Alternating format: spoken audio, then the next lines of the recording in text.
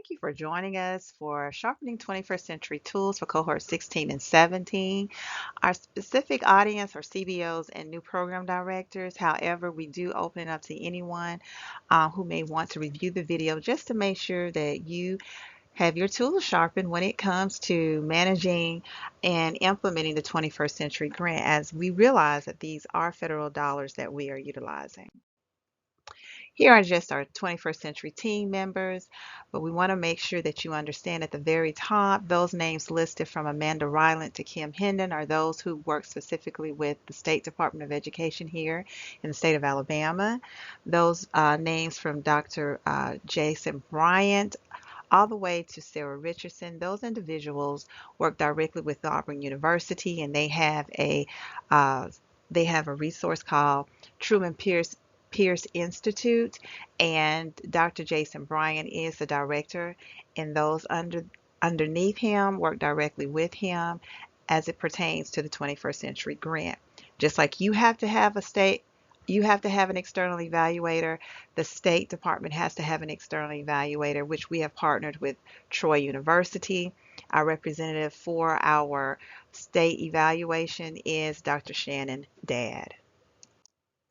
So what is today's purpose? Today's purpose is mostly just to go back, revisit for those who are new to 21st century or those who are our CBOs or community-based organizations who may need some retooling. We wanted to make sure that we are all on the same page so that we can be in compliance with the grant, because we want our community-based organizations to continue to partner with the state of Alabama. We need you all in regards to making sure that there are additional um, resources out there for our families and our students where they can extend their learning after the school day. And we just wanted to encourage you all to have this as a resource to review to make sure that you stay in compliance with the grant. So we thank you all for your services, but that is the purpose of this training. So when we're using 21st century federal funds, we want to make sure that you all are aware that you can advertise the program and you can use the funds to do so, but it has to be under the umbrella of recruitment purposes. So when we talk about recruitment, we're trying to get someone to join something, and so we're trying to convince someone or a group of people to join our 21st century program. It is an allowable cost. You can use the funds to promote recruitment in this process through flyers or signage, through a signage or announcements over the intercom. You can use the media. That is fine. Who are we trying to recruit? Well, we want to recruit personnel. We want to recruit people to join the program who will be willing to work the program. We want to encourage recruitment when it comes to families and parents. We want them to um, want to join by allowing their students or student to be a part of the program. And you can also use it as far as recruiting students that are specifically tied to an activity, especially if it was student driven, and let them know, hey, we have the program that you all voted on when we did the survey, and turns out it's going to be available in the spring, and we want to recruit attendance or increase your attendance, however you want to do. But just know that this is the route that you can go through in order to get them to join your program. Another way of recruitment or advertising your program is that this is for all subgrantees. If you have a site, you should have some form of a sign on the outside of the building that's visible to anyone that recognizes that the building hosts a 21st century program. This is one of the sites that I visited a couple of summers ago. Wanted to share it with you all, but this is what you could use your funds to buy something nice that advertise it and is placed on the outside of the building. I have seen where I walked into buildings and classrooms have been identified as 21st century classrooms. That's not required. It's a choice if that's what you choose to do. But what is required is that there is a visible sign on the outside of the building identifying that the site is a 21st century grant.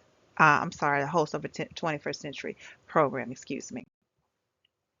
What we want to caution you on is making sure you're not promoting your business. We want to make sure that if you are working the program and you're wearing a business shirt, or if you have any flyers that are reflective of your business, make sure that if it's during or being promoted to our 21st Century Families from the program, that 21st Century program is identified on the shirt, on the flyers, any type of advertisement. It should not just solely be, for example, Boys and Girls Clubs or the YMCA. There should be reference to the 21st Century program if you're advertising it and you are using your business to provide services to those students. Because this is federal dollars, we have to make sure that we're not using the 21st century funds to promote your business, but that the 21st century program is being supported by your business. Also, if you're working the program and you have a business shirt on, just make sure if your business shirt is the Boys and Girls Club that you have your 21st Century Program logo on it. If you decide to use 21st Century funds to purchase t-shirts, that is fine, but it is only to be purchased for the benefit for safety, such as for field trips. But the shirts cannot go home with the students or with employees. They must return back to the site, to the program director or the site coordinator for storage and distribution. It is not a purchase that can go back and forth home because it is federal dollars, and federal dollars does not support the purchase of clothing. However, it will support if the shirts are being used for safety. So let's talk about understanding our responsibilities as an administrator. So when we're talking about an administrator, we're talking about any position that is identified as administrative. So let's talk about what are the expectations of the program director. So with this grant, if you hold a 21st century grant, all grants must have a program director, and you can only have one. You cannot have multiple program directors, even if you have multiple sites. And we'll talk a little bit about that in just a moment. This person is the primary contact for us at the state level when it comes to any business or any related issues to the 21st century program. They are our primary contact. The responsibilities of the um, program director is to manage the educational program. It's going to make sure it's being implemented. They're going to make sure it's being implemented correctly. They're going to make sure that the budget that was placed into the application with an approved application is within the guidelines of being able to spend those federal dollars. If you are an LEA, generally, program directors are usually the federal programs coordinator or maybe a central office designee. If you are a non-LEA, such as a CBO, community-based organization, it could be your chief executive officer or an organization director. But I want to say that for those who are CBOs or non-LEAs, do understand that that person must be very hands-on. It cannot be a person from your business level that is not visible, that does not come to trainings, halfway comes to trainings, may choose trainings to attend. If it is a required training being led by us, especially from the state level, we expect for that program director to attend each and every one of them from the time it begins until the time it ends. So if it is a 2-day training, we expect for them the program director to be there on day 1 and day 2 from the time it begins and when it ends. A lot of times, um, those of us who are non-LEAs, we assign someone a position who may be also working the business level of the organization and may not have the time. So you need to be very careful of who you choose to represent as the program director of your grant once you are awarded. It cannot be someone who is too busy or has too many other irons in the pot to be able to attend our trainings that we have, because they are responsible for making sure that the managing or the management part of the program is successful, and that especially the budget and when it comes to allowable costs are in alignment with the grant. This is also deemed as a part-time position. However, if you hold a grant and you have multiple sites, then the program director has the ability or the flexibility to work up to 8 hours a day. But that's only for those who have multiple sites. If you only have one site, then that's a conversation that we need to have if you feel the need to work more than the program hours um, of your program. Even if it's an hour before or an hour after, if you still need more time than that, then you need to contact your assigned ALSDE person and have a conversation with us to make sure that you're within the guidelines. In addition, with the program director, they are also the one who is the liaison between private schools, the liaison between, excuse me, the LEA. However, if that person is not comfortable in being that liaison, the program director can identify an additional staff member who may be able to be that liaison between the two. And the reason why we say that is because that you may have someone on staff that is already working in the LEA and can better help with the program process because they have a good relationship with those who are at central office level as well as with the principal to be able to make sure that whatever the needs are met. But that's the programs director's responsibility to make sure that there's collaboration going on. Also, the program director is responsible for making sure that when this collaboration occurs, that it is active in making sure planning is taking place. And once you plan, the plans are being implemented and that data is being shared amongst because the data is needed in order to show that the program is effective and that it is impacting the students in a positive way. And so sometimes you may have more than one person to serve in this role, but once again, is the program director whoever either serves in that capacity or will choose someone to work in that capacity in making sure that there is a good working relationship when it comes to planning, implementing, and sharing data. Now, we do have situations where we have non-LEAs who have sites that are outside further for a distance away from the home base of where they are working. If that is the case and you're unable to be visibly seen, to be able to be visibly seen in each of your sites weekly, then you will need to contact us immediately so that we can figure out how we can make sure that someone on the level of a program director is seen in those buildings weekly that are hosting a 21st century program. As the program director, you are ensuring that fiscal matters are taken care of accurately, that attendance is being reported promptly and is accurate. You are also ensuring that the personal activity reports or the PARs, which we refer them as, are being taken care of. And one of the biggest things is that safety um, is taken care of through safety drills. So these are just some expectations, just a few of the expectations, but just realize if you think of an umbrella, the program director is the covering for everyone else that is up under that umbrella that's being protected. They have a huge responsibility, and so you want to make sure that you are following those expectations. Holding up that umbrella is the site coordinator, supporting the program director. Every site that is under the grant must have a site coordinator, and the site coordinator cannot be shared between other centers or sites.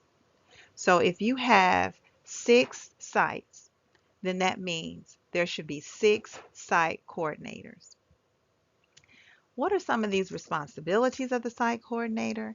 They have daily responsibilities only at their site. They're responsible for the operation, the coordination, delivery of services at their site.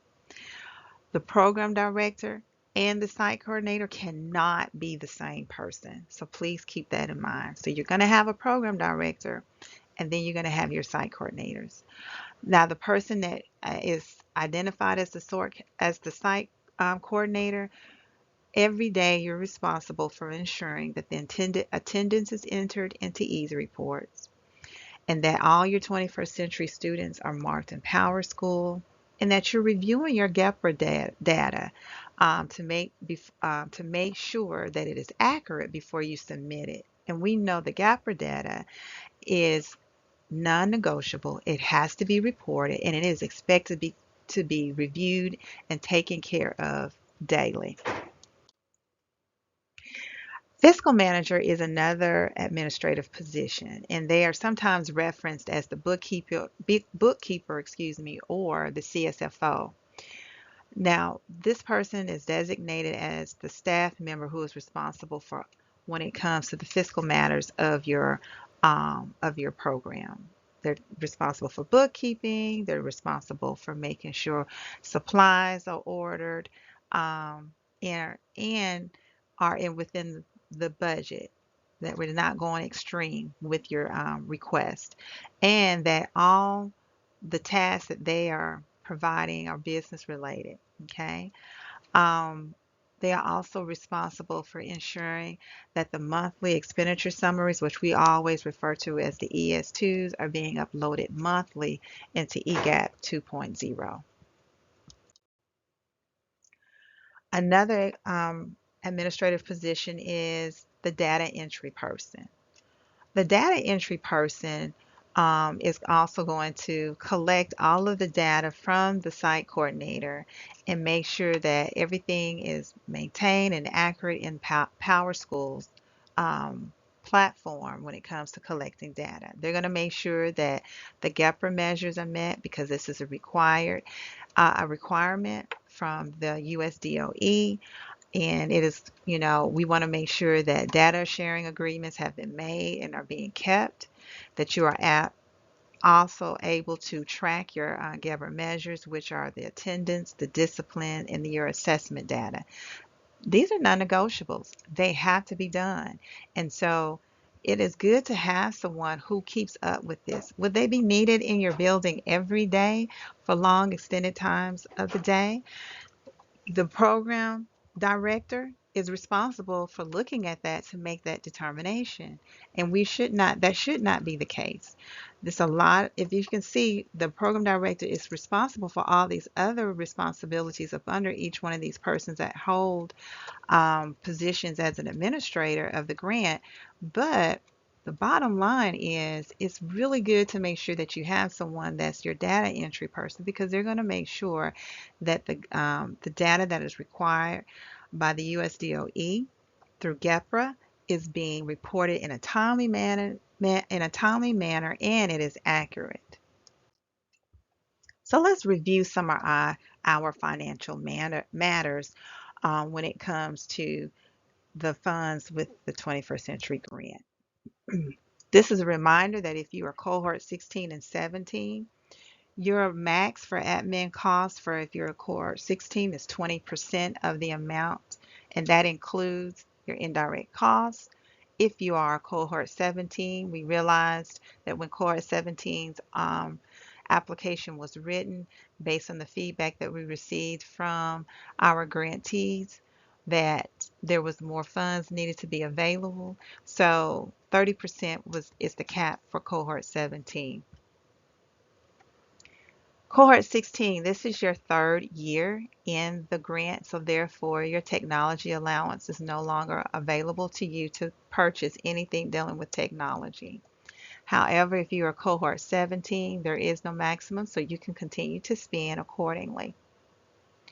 When it comes to transportation costs, this includes your bus drivers' salaries, benefits, full expenses.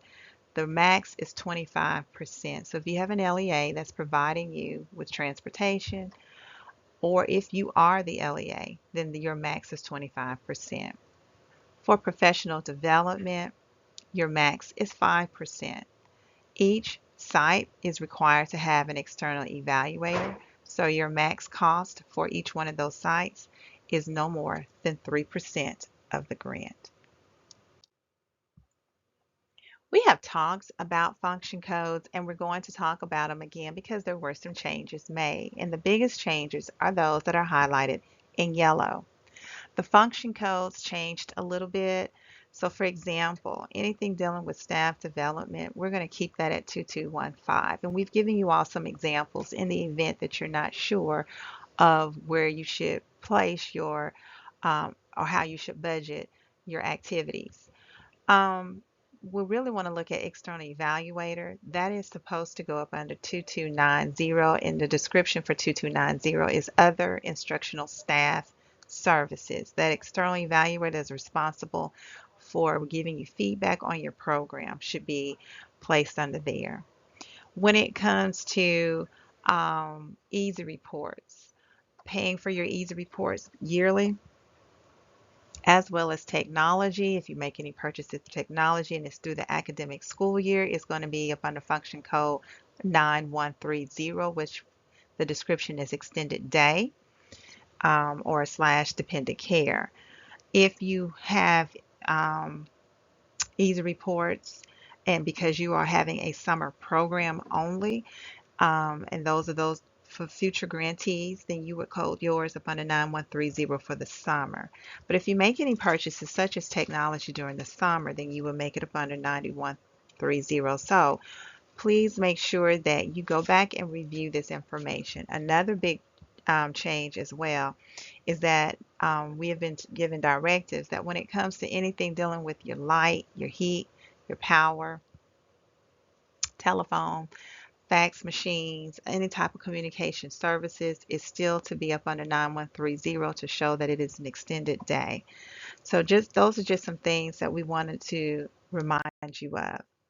Now with those function codes, you have object codes that are attached to those activities. And so specifically are those things that are highlighted in yellow because those were some changes outside of what we had before. So just make sure that anything dealing with bus drivers is identified as object code 161 for LEAs. For CBOs, you will continue to keep it within 010 through 199. If you're dealing with paying for the purchase services for the easy reports, if you have a purchase service for charter buses, any of those purchase services that are highlighted in yellow, then it needs to be within 300 to 399. Technology, before we had it in another area, but we're going to keep it here and follow the directives we have been given from LEA Accounting. So make sure any technology purchases are within materials and supplies. However, if you are an LEA, yours would be specifically 495. So we just want to make sure also if you are paying for a registration fee because you're going to a training, then it would be between 600 and 899. But if you are an LEA, it would be specifically 623. When you are writing your budget narrative in EGAP 2.0, and we're talking about materials and supplies specifically, if you notice that the function code 9130 is there and it's showing you the object code 400 to 499. However, the total line item purchase is $22,400. Notice the description. We want you to be very specific in identifying what those purchases are when it comes to technology so that we can be able to keep up with what you're purchasing when it comes to auditing and when it comes to compliance monitoring when you have to show your inventory. So if you're going to purchase 12 iPads, then you need to say in your narrative 12 iPads, and then you're going to say how much they cost per each one, and then the total cost. So each one costs $200. The total cost is $2,400. Then you're going to buy some STEM supplies, but you need to identify the program that you're going to be purchasing the STEM supplies for, and you need to make sure that it is an evidence-based program and the total cost for it, which is $4,000. If you decided that you were going to buy some robotic supplies, What are those supplies for? You have to say who they're for, and it's for the Bristol Bot program. And that cost is $12,000. In addition, you're going to purchase some notebooks, some pencils, some magnets, and some other supplies, maybe some manipulatives for your students, whatever that case may be. And that you're assuming that's going to cost about $4,000. When that amount is identified in the narrative, it must match the total amount where it says line item total. So when we add up, we're literally going to add up what you said in the narrative. So $2,400, $4,000, $12,000, and $4,000 should equal the line item total of $22,400. If you do not follow this example of when it especially comes to materials and supplies, this could cause your application to be returned because we have to match everything and we have to see um, transparency, especially when it comes to materials and supplies. So let's talk a little bit about the ES2 process, which the ES2, like we said, stands for Expenditure Summaries Version 2. Now, even though you are may not be new. Maybe you want to review and just see what that process looks like. How do you create an ES2? Within this presentation is a link that takes you to a short presentation on how to create an ES2, but I'm not going to go in there. You can look at that on your own. There are directives that give you that are given for you to be able to understand the expectations of creating an ES2. So, the submission deadline. If you are a non-LEA, those include our CBOs, our FBOs, for-profits, and etc. You have to complete it electronically. Gone are the days of paper. It has to be uploaded into EGAP 2.0 as an ES2. A final report is required of the expenditures and it must be submitted within 30 days of the fiscal year.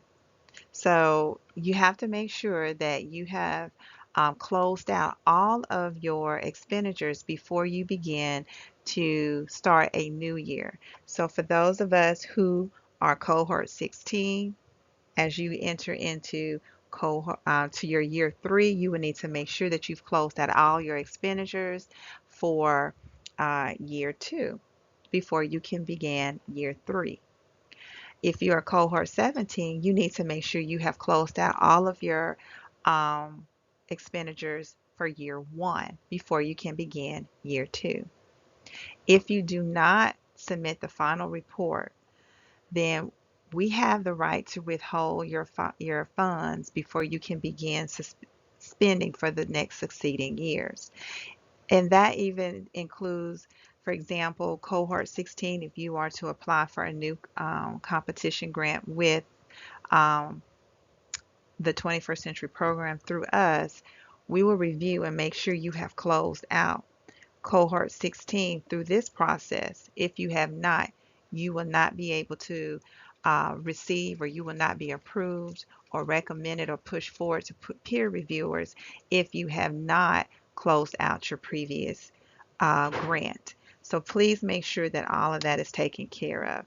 If you're in the process of completing your continuation application and have not closed out the previous year that you have held the grant for year 2 for year 1, excuse me, for cohort 17, and year 2 for cohort 16, your continuation application will not be completely approved until you have completed ending the previous year. So I just want to make sure that everyone understands that, and that funds will not be released unless you have completed the previous year before moving forward to begin spending on the next year of your cohort.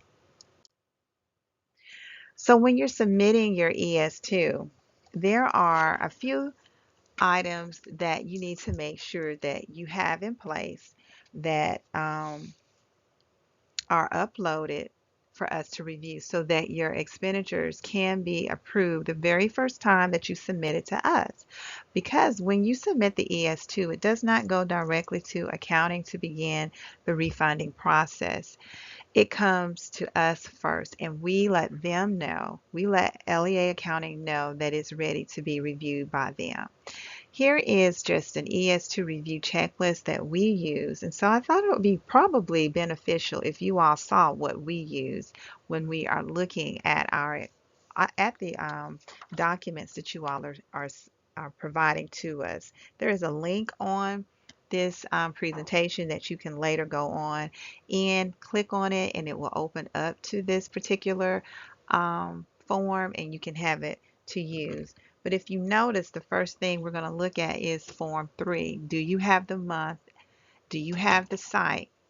And in all of the expenditures that you're requesting must match that month and that site. So we're going to look for that. We're also going to look on Form 3 to see which areas did you spend out of, which is on that Form 3, such as the salary for extended day, salaries for general admin, and so forth. You'll even see benefits and in and out of state travel. When it comes to personnel, did you list all of the personnel, their title, and their hourly wage, or if their salary? We're also looking to see were there any invoices or receipts for benefits for employees. So we're checking that against what you actually paid out. So we should see the amount that was actually paid out, whatever platform that you're using, to show how much that person actually received as a paycheck versus how many hours they make. Their name should be on there. If we do not see this information, your ES2 will be returned. That is a major area that you all have improved on, and we want to continue to provide that information. Another area that we're looking for, once we check what you have uploaded as personnel versus what type of activity that they provide, and that is provided on the PARS report. Did you submit your information on the PARS report? Is it accurate? Does it show that there was direct services to students? Did the person work the hours of the program? Or did they work an hour before or an hour after? It should not be more than 4 hours when it comes to the teachers, student workers, bookkeepers, secretaries, custodians, anyone that are providing direct services to students. The program director, they're allowed up to 8 hours, but guess what? They must have a PAR report. So we're looking at the site coordinator. They're allowed to work up to 4 hours, but if they're working more than that, do we have verification that they have, and it should be uploaded with it, that they have permission to work outside of those hours? And do note, if you receive permission in year 2 of your grant, and now you're moving into year 3, that year 2 permission is not applicable for year 3. So you would need to reapply or re-request to be able to work over those extended hours if you're a site coordinator or if you are a personnel that provides direct services to teachers or students. If you were given permission to work outside those hours, then that means that sign form should be uploaded with that information and submitted to us, where our signatures are reflective that you have been given permission. If there was any professional development that was requesting reimbursement for, we're looking for receipts. We're looking for how you collected receipts for meals, gas, transportation, rentals, hotels. We're looking for that. It must add up to what you're requesting, so just be very mindful of that. If there is anything on the receipt that is reflective of alcohol beverages, you will not be able to receive refund for that meal. So keep that in mind as well. Any type of purchases that you've made, we're looking for receipts for those, such as if you have purchased a program or anything of that nature, that receipt should be with it. The actual receipt that shows payment, not going to be paid, but has been paid. If we notice that there are receipts for toys or foods or beverages, we should have a lesson plan attached with that to verify that it was part of a lesson and not just outright buying those items that are not allowable with federal funds. If you have vendor services from anyone that's providing such as STEM or physical activities or gardening, we should see an invoice where you have paid, and we should see the MOU with that to show that there's an agreement for these services. If we do not have this information, you will not receive reimbursement for those costs. Anything dealing with office supplies, STEM kit supplies, we need receipts. Anything dealing with utilities, cell phone leases, we need receipts. If you make a purchase of $5,000 or more, you have documentation, which we'll go over in a moment, that has been uploaded that shows that has been approved by the State Department for that purchase of $5,000 or more. So this is what we use to determine whether or not the items that you have submitted is approvable.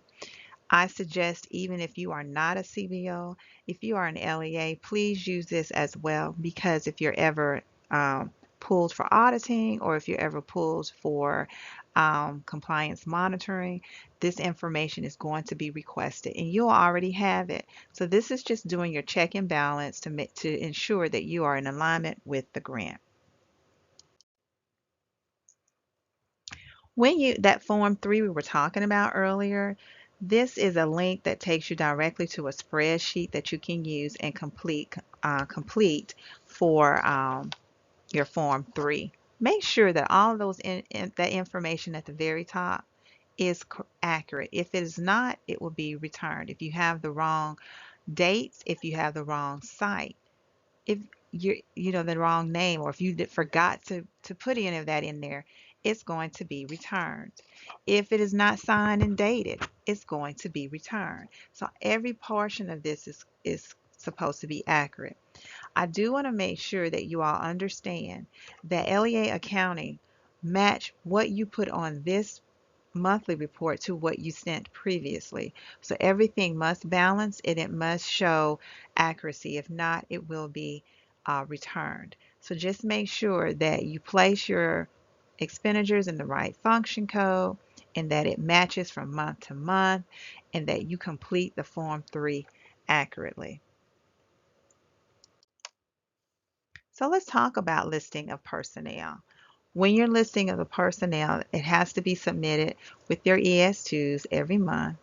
But for LEAs, I would suggest the same thing, because we all know that from time to time we have turnover. We have individuals who may start out, or we have individuals that have joined, and you do not want a situation whereas you don't have proper documentation for your personnel. So just make sure that all personnel that's being paid with 21st century funds, that you have their position identified, that you know their hourly and salary wage. In your MOU, if you have a salary personnel, that you make sure that you have the amount in the MOU that reflects how much that person is being paid on that MOU, so that we have documentation that it has been signed and that that person has agreed to that amount. Um, if you are a CBO and you have other funding sources, or you have other personnel that's working other different types of programs that you're over, make sure that that is not submitted as part of the documentation. That will have your ES2 returned as well. It should be understood and that when you submit your documents, that is only those individuals that are working the 21st Century Grant. So let's talk about personnel a little bit more. PARS, it's required. It's non-negotiable. If you don't have PARS, or you're not completing the personal activity reports and timesheets, you are automatically going to be looked upon as being high risk. And you could cause you to lose your funding, even in the middle of providing services.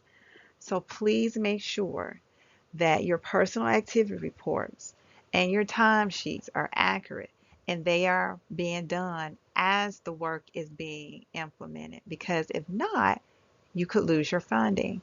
And unfortunately, that has happened in the past, and we don't want that to happen to anyone where they have to close down their program or pause it because they didn't have any documentation to show how they were using those federal dollars. This is not our own personal money, so we have to show what kind of work was being done in order for us to continue to receive federal dollars. So let's talk a little bit about that PARS activity report. This is a strong piece of document. It should be clear, clean, and understood. When you're uploading, make sure that it's not wrinkled, that we can understand the writing, that it's um, just it tells your story of the individual who was working the program on those dates and times. Make sure that all parts of the form is completed.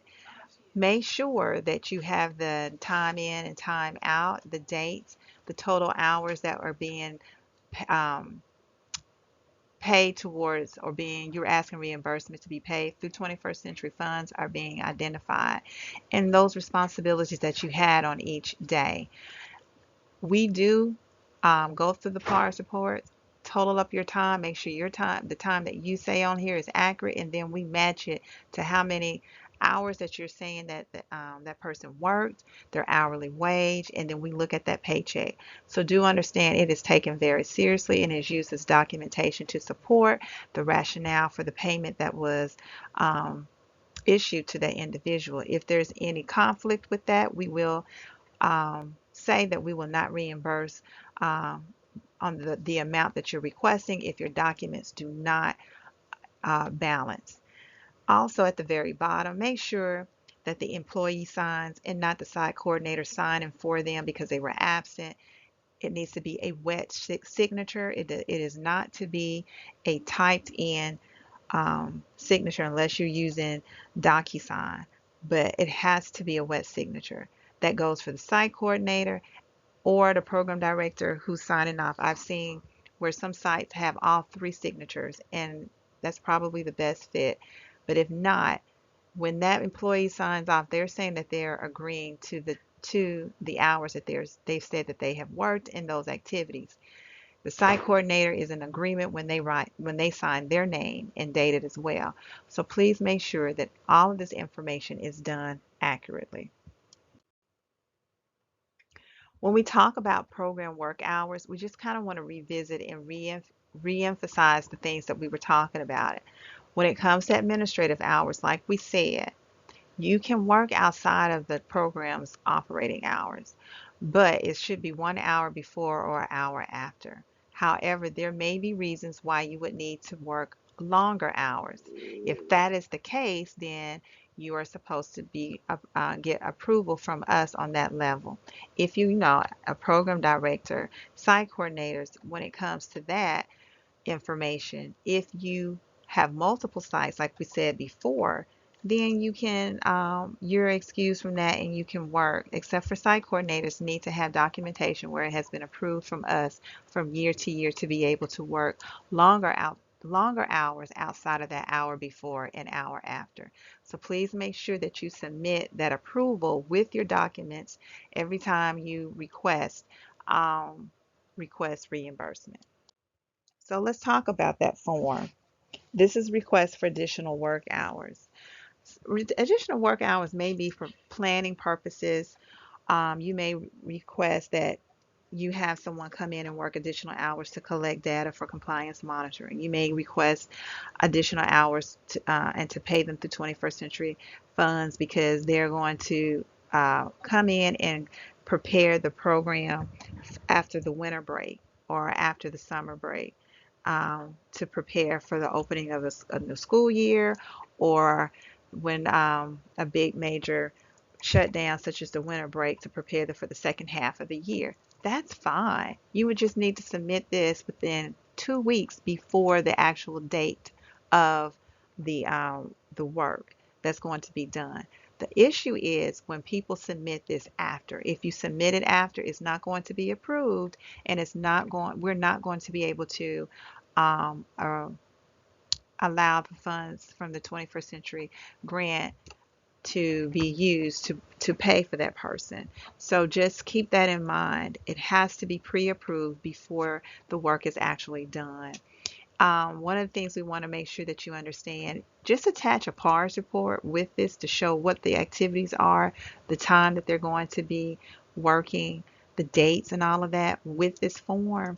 Um, you need to also note that the allotted amount of time is 20 hours or less. That's it. We would want to make sure that this is sent to us in a timely manner, and that we're good stewards of the money, and that we're not overly charging the grant for work outside of the guidelines of the grant. So just make sure that you note those things. But if you do not have those things, it'll be returned saying either approved, not approved. I'm sorry, not approved, and asking for more documentation, or not approved, period. So just keep that in mind.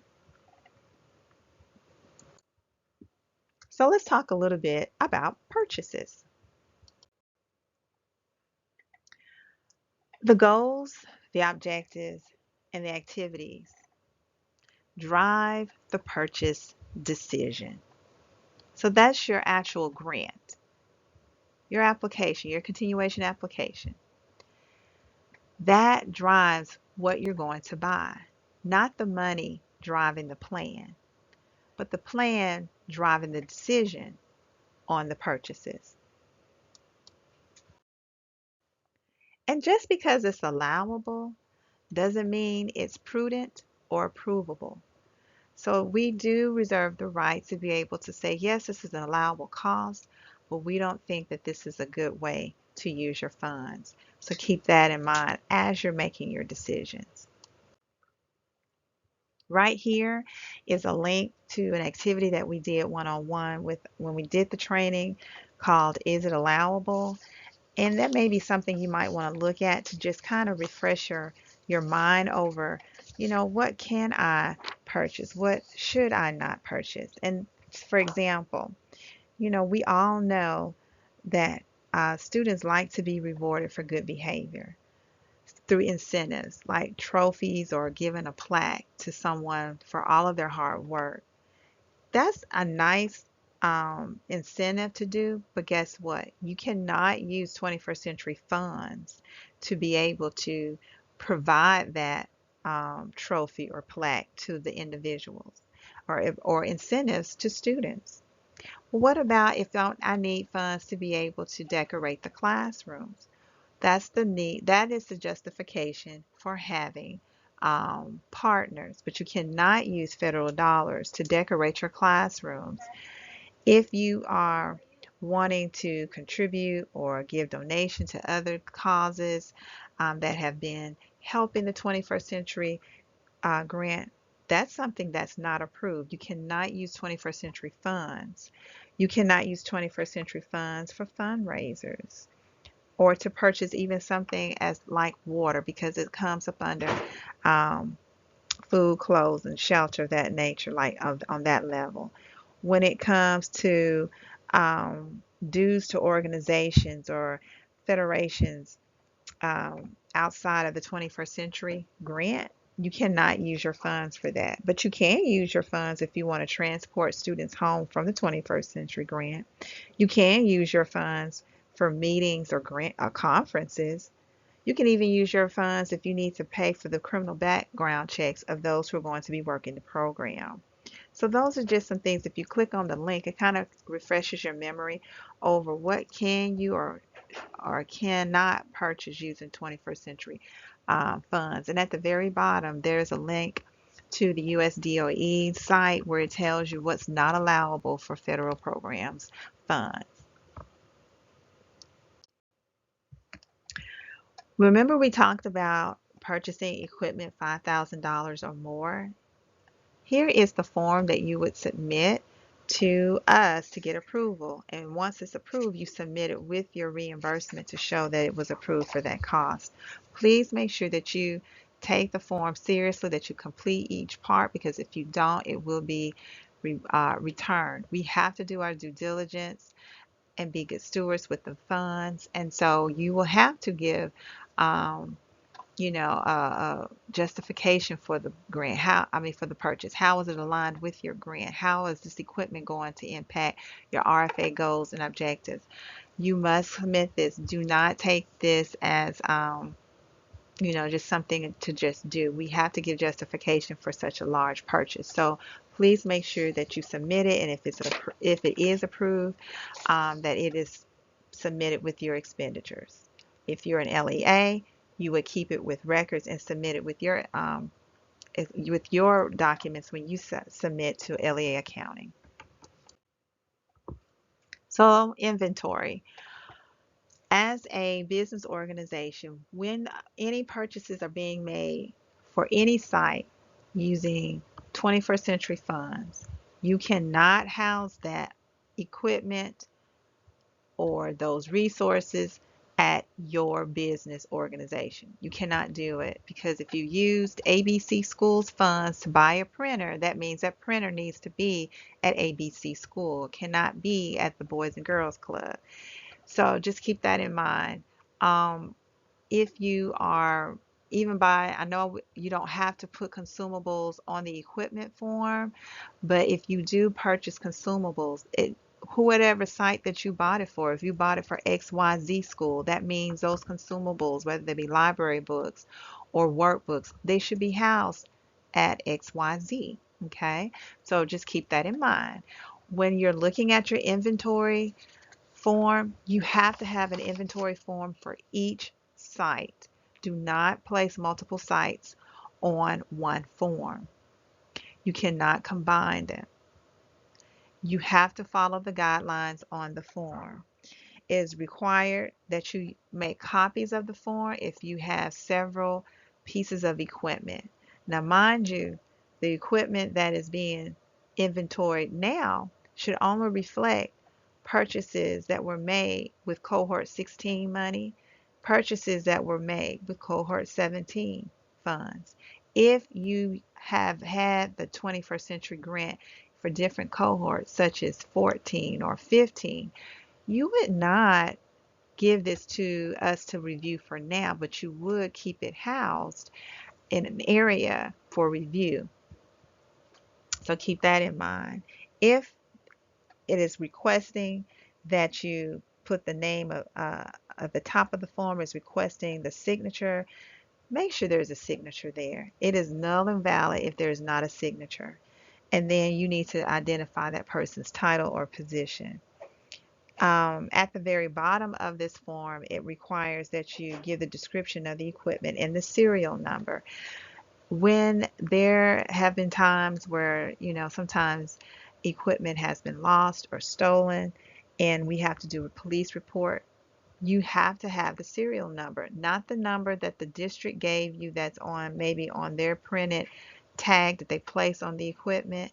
That's fine to keep for the district's records, but when it comes to the actual equipment, it is the serial number that came with that equipment. And then you have to show the purchase order number or the receipt number order for it.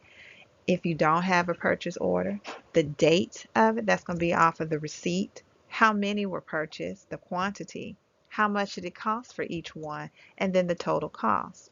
When it says the location of equipment, make sure that you're not just saying at the school or the XYZ school.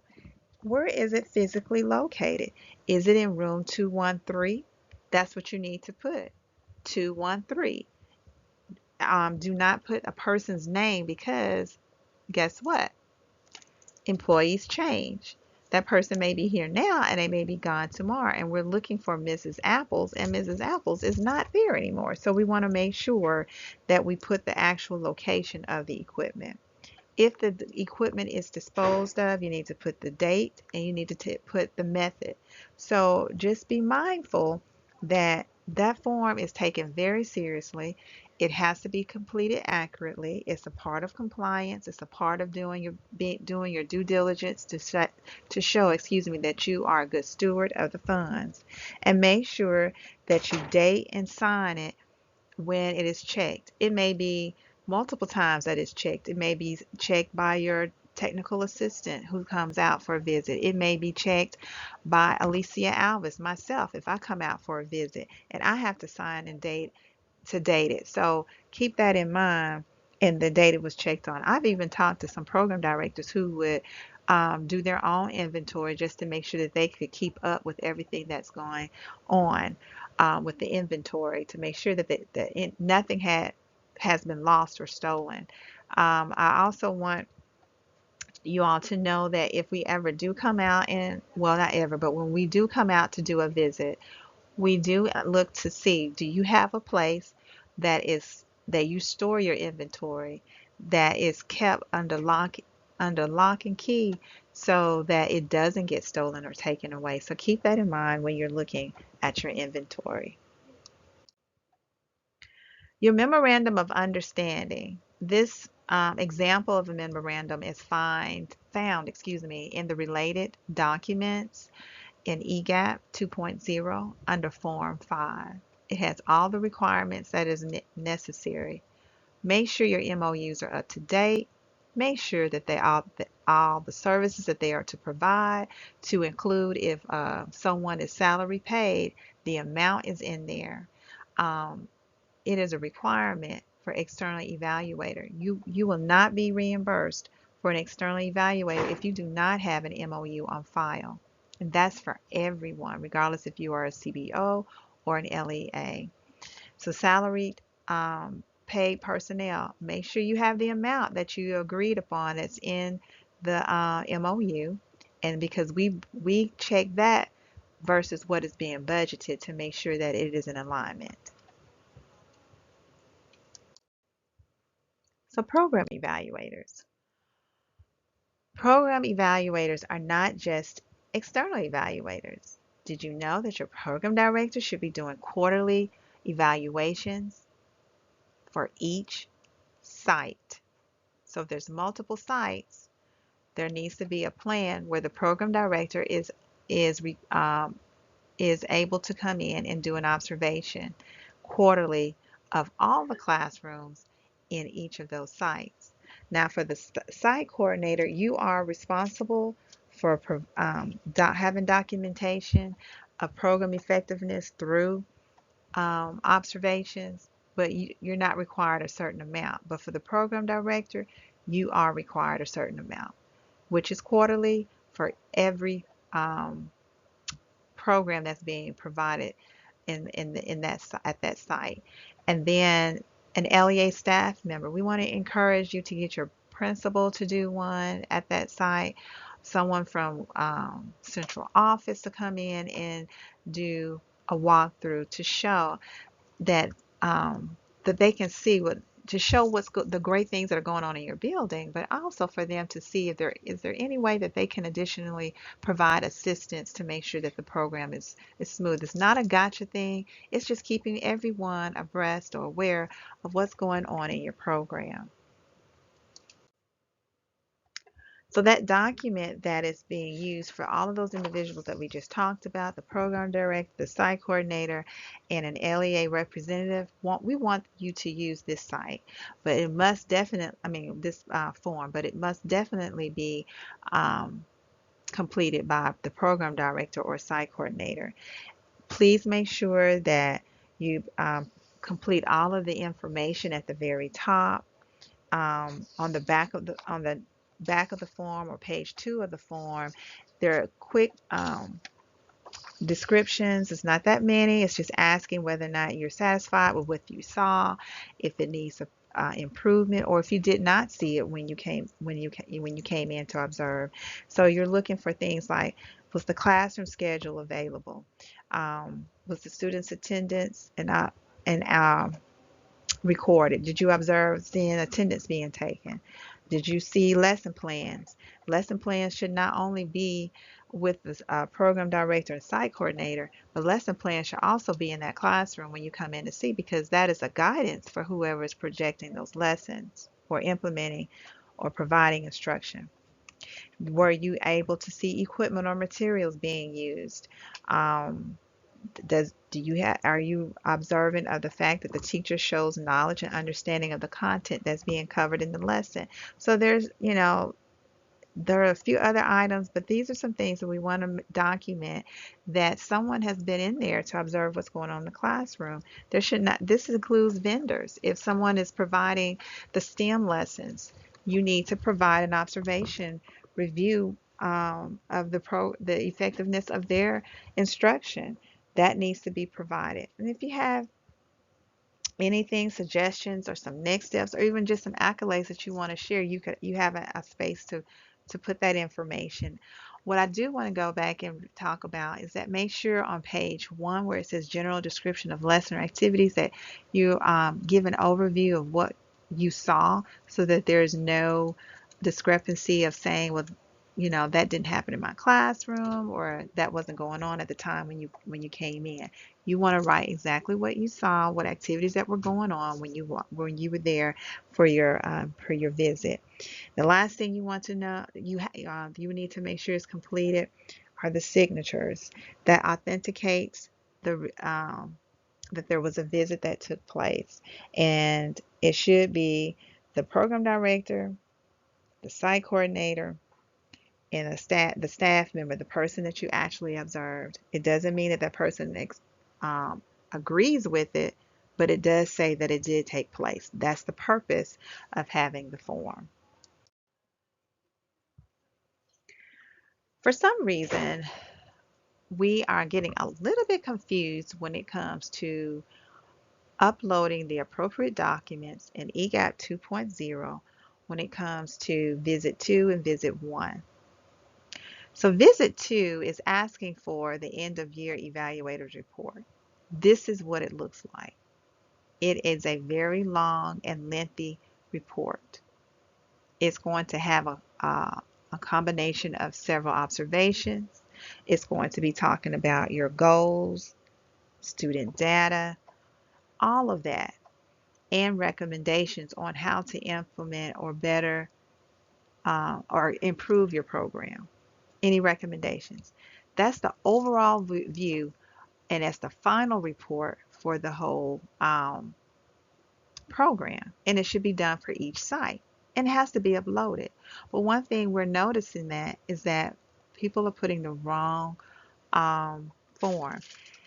The, the final report is what drives your decision on your continuation application. Not having the final report uploaded in EGAP 2.0 will definitely have your continuation application returned, because you should not have planned or budgeted anything without having the recommendations from your external evaluator. And that report should have signatures, and that report should reflect this past school year. So the dates should be 2024. We should not see old evaluations uploaded, because we don't want to use old evaluations to continue to use federal funds and making plans for the next school year. We also want to make sure that um, the signatures reflect that the external evaluator has had a conversation with you. This is a part of their MOU, being that it is completed by September 30th. If it has to be completed and uploaded in EGAP 2.0 by September 30th, I'm going to have a date that's going to make sure it gets to me in enough time for me to review and look at the report before the September 30th deadline. So think about how you want to put your deadline dates in your MOUs for your external evaluator. And like I said, you're going to utilize this report to to answer your questions and complete your continuation application for the next year. Remember, if you do not have this document, your application will not be approved, because this application drives the planning part of the continuation application. So remember, this is your visit number 2, or your end of year evaluators report that has to be uploaded in EGAP 2.0, and please notice the way it looks. Now, with the grant, it is required that the very first visit that you have from your external evaluator be uploaded into EGAP 2.0. So now that we're into fiscal year 2025, the only old thing that I'm going to have in my 2025 continuation application is going to be that external evaluators report. But when it comes to my observation for 2025, it must be reflective up until December 30th of 2024. So it began at the beginning of the school year and it ends by December 30th of 2024. So I should not see observation uploaded that's reflective of 2023. I should not see an observation that was uploaded, let's say, May of 2024, because that was the previous year's date for the grant. We want current information. This application for the continuation application can be approved without this document if you have not been visited for this current year of the grant, and you can upload it later by doing a revision. So keep that in mind. We want to make sure that all of our documents are accurate and are in alignment with the current fiscal year's funds and continuation application. So if you notice, this looks completely different from when we talked about visit number 2, the end of the year report.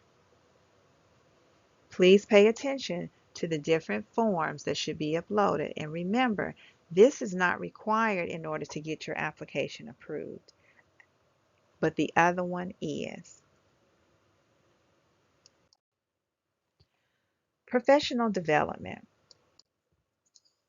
Professional development is required for all grantees.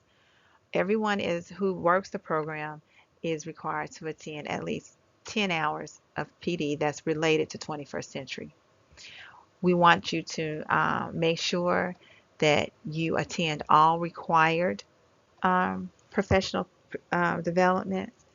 If you are one of those who attended any of our trainings so far, you need to make sure that your name and your information was turned in so that we're keeping a record of it, and so that you will get your credit for it. But in compliance with keeping with that, there's a form that we have for that, and we encourage all of our grantees to keep up with their forms, to reflect their 10 hours, and to also attend all of the required Alabama 21st Century trainings, as well as any other 21st century related professional developments. And the last one we had with the USDOE was the Summer Symposium in San Francisco, California. And so we want to make sure that program directors and site coordinators attend. It's okay if your CSFO is attending, if they're for whatever reason, for maybe the Alabama 21st Century, but that's not a good choice if they're being chosen to attend something that's out of the state, because they're not running the program. You want to make sure whoever is running the program, who's ever over those sites, whoever is the site coordinator, are attending your 21st century professional developments, especially those that are outside of the state of Alabama. So here's the form. We want to make sure that everyone realizes that it starts from August 1 to the July 31st. You're going to make sure that you have certificates or any other type of form that will validate those professional developments that have been attended. Make sure the signatures are there. Without the signatures, it's null and void. If the program director signs off or the site coordinator signs off, that means that they know for a fact that the individual attended these PDs. One of the things that we should see on here is that there's been an orientation that you provided at your site. And so that could be listed on the 21st Century Professional Development Form to be submitted. If you attended any of the trainings that we've had so far, the training that we had at Enterprise and the one that we had in Birmingham, that will be listed on here, but it should reflect this year's only related to 21st century. Anything not related to 21st century, even if it's an LEA providing something and it's not related to 21st century, you cannot put it on this form. It has to be 21st century related.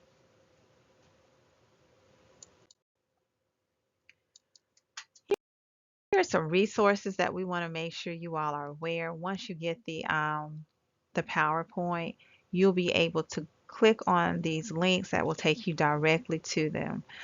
The ones that are listed on this slide are the ones that were involved with trainings that we have done thus far. One of my favorites is the Wallace Foundation and AMSTI and National Summer Learning Association. Those are one of my favorites. We want to make sure that you have access to being able to make sure that the program is implemented to its fidelity. And we want you to be successful.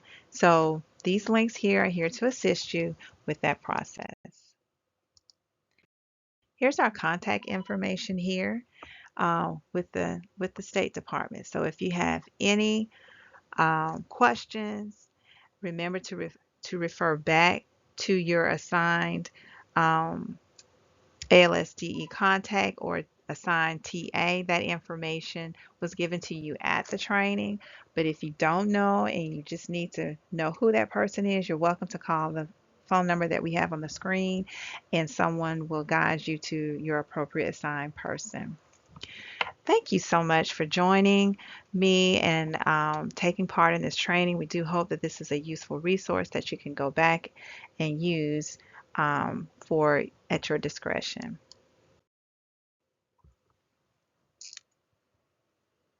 Here are our TA assignments, assistants, and I forgot to mention this, but they are assigned to you as well. And if you're not sure who these individuals are and what they how they could help you, they have this is their email addresses, but on that sheet they have been assigned to your sites.